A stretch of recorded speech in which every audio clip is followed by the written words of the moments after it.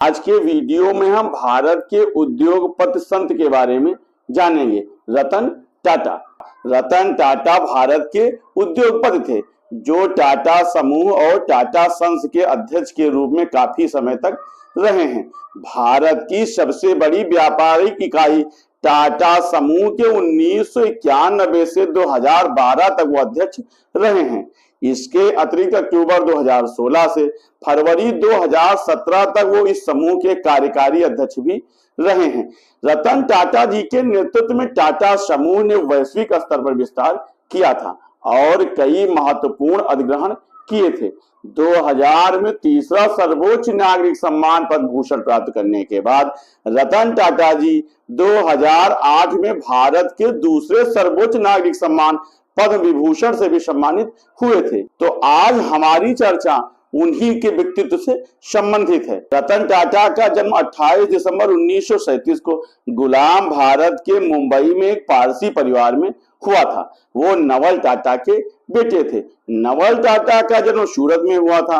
बाद में उन्हें टाटा परिवार ने गोद लिया था। 1948 में जब टाटा 10 साल के थे तो उनके माता और पिता के बीच अलगाव हो गया था। इसके बाद उनकी दादी नवाजबाई टाटा ने उनका पालन पोषण किया था और उन्हें गोद लिया था। रतन टाटा ने 8वीं कक्षा तक मुंबई के कैंपियन स्कूल से पढ़ाई की थी।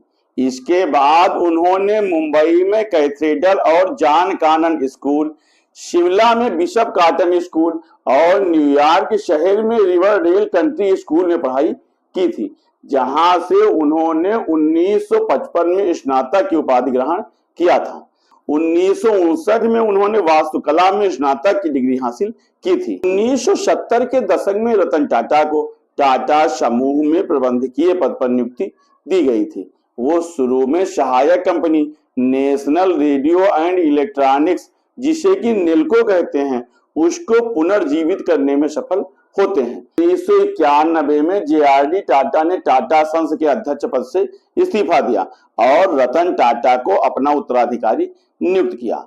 हम देखें तो प्रारंभ में रतन टाटा को विभिन्न सहायक कंपनियों के प्रमुखों से मजबूत प्रतिरोध का सामना करना पड़ा, जिनके पास उस समय वरिष्ठ टाटा के नेतृत्व में महत्वपूर्ण परिचालन क्षमता रही थी। जवाब में रतन टाटा ने शक्ति को मजबूत करने के उद्देश्य से कई नीतियां लागू की, जिनमें सेवानिवृत्त की आयु निर्धारित करना, सहायक कंपनियों को सीधे समूह कार्यालय में रिपोर्ट करना और सहायक कंपनियों को टाटा समूह के ब्रांड के निर्माण में अपने मुनाफे का योगदान करने की आवश्यकता शामिल की गई थी। अपने समय में रतन टाटा ने नवाचार को प्राथमिकता दी और युवा प्रतिभाओं को कई जिम्मेदारियां सौंपी थी और उनके नेतृत्व में सहायक कंपनियों के बीच ओवरलैपिंग संचालन को कंपनी व्यापी संचालन में सुव्यवस्थित किया गया। इसके साथ ही टाटा कंपनी ने वैश्वीकरण पर ध्यान केंद्रित करने के लिए असंबंधित व्यवसायों को छोड़ दिया। जब रतन टाटा ने कंपनी की कमान संभाली तो अधिकांश बिक्री कमोडिटी बिक्री थी, लेकिन उनके कार्यकाल के अंत में अधिकांश बिक्री ब्रांडों से हुई थी।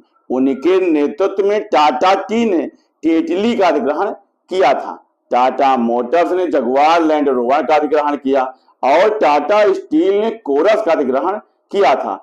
और इन अधिग्रहणों से उन्होंने टाटा समूह को मुख्य रूप से भारत केंद्रित समूह से एक वैश्विक व्यवसाय में बदल दिया था, जिसका 65% से अधिक राजस्व अंतरराष्ट्रीय परिचालन और बिक्री से आता था। रतन टाटा जी के नेतृत्व में टाटा समूह ने काफी उन्नति की थी। रतन टाटा ने अपने समय में अपने उद्यम को काफी बढ़ाया, लेकिन उनका ध्यान हमेशा भारत के सम्मान पर रहता था। और उनके बारे में एक कहानी है कि उन्होंने फोर्ड मोटर के चेयरमैन से अपने अपमान का बदला लिया था। 1991 में रतन टाटा टाटा समूह के चेयरमैन थे। उस समय टाटा मोटर्स मुख्य रूप से ट्रक निर्माण के लिए जानी जाती थी। 1998 में टाटा मोटर्स ने कार निर्माण में कदम रखा और साल के अंत में टाटा इंडिका को लॉन्च किया। ये टाटा समूह की पहली आधुनिक कार थी जिसे किसी भारतीय कंपनी ने डिजाइन किया था और रतन टाटा जी ने इसके लिए काफी मेहनत की थी। लेकिन जब ये कार बाजार में उतरती है तो अपेक्षाओं पर खरी नहीं उतरती है और रतन टाटा जी का सपना टूटने लगता है। उस समय दिल्ली और मुंबई की सड़कों पर खासकर बारिश के मौसम में इंडिका कार की सबसे ज्यादा ब्रेकडाउन की शिकायतें मिलती हैं।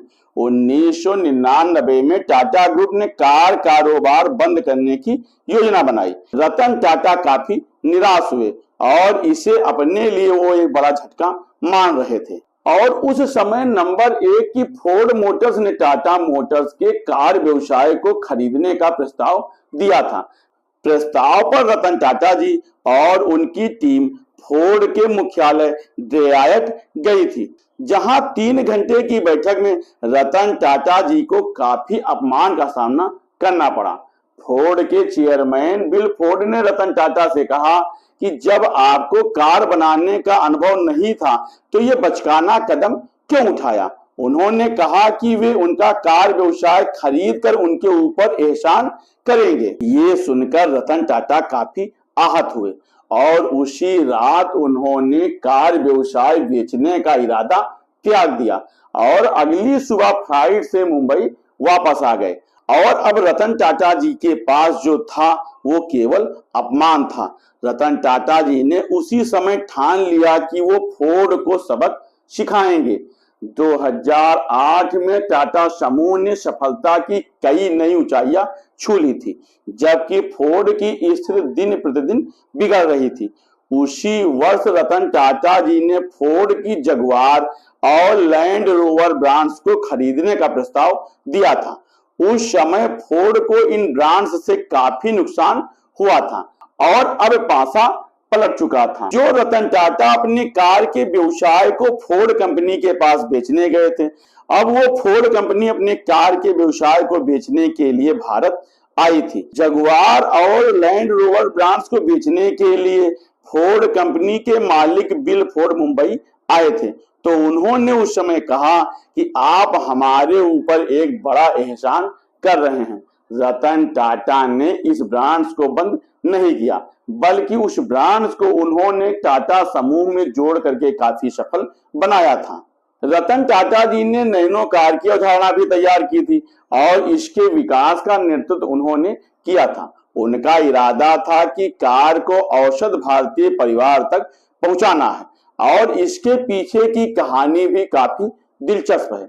एक बार जब रतन टाटा अपनी कंपनी से अपने घर को कार से जा रहे थे, तो उन्होंने बरसात में एक मध्यम वर्गीय परिवार को, पति पत्नी और 2 बच्चों को एक मोटरसाइकिल पर जाते हुए भीगते देखा था। इसके बाद रतन टाटा जी ने ठान लिया कि हर मध्यम वर्ग परिवार के पास उनको कार पहुंचानी है और इसी से प्रेरित होकर के उन्होंने टाटा नैनो कार का सपना देखा था और टाटा की ये कार बाद में लखटकिया नाम से मशहूर हुई। टाटा मोटर्स ने गुजरात के सारंद प्लांट से टिगोर इलेक्ट्रिक वाहनों का पहला बैच शुरू किया, जिसे टाटा ने भारत के इलेक्ट्रिक सपने को तेजी से आगे बढ़ने वाला बताया था। टाटा ने अपनी संपत्ति से कई कंपनियों में निवेश किया। उन्होंने भारत की प्रमुख ई कॉमर्स वेबसाइट में से एक स्नैपडील में भी निवेश किया था। टाटा ने भारत में प्रारंभिक और अंतिम चरण की दोनों कंपनियों में छोटे छोटे निवेश किए थे। उद्योग से विश्व में भारत को स्थान दिलाने वाले रतन टाटा जी एक उद्योगपति ही नहीं थे, उन्होंने कई जन कल्याणकारी योजनाओं में भी काफी योगदान दिया था। कोरोना काल से लेकर हर आकस्मिक परिस्थिति में उन्होंने दिल खोल करके दान दिया था। यही कारण है कि उद्योगपति या व्यापारी को, जिन्हें कि समाज में मुनाफा कमाने वाला जाना जाता है, लेकिन अपने मानवीय कार्यों के आधार पर रतन टाटा ने भारतीयों के दिल में जगह बनाई थी और यही कारण था कि एक उद्योगपति को भारत की जनता एक संत के रूप में देखती थी। ऐसे रतन टाटा जी के योगदान को भारत और भारत की जनता हमेशा याद रखेगी।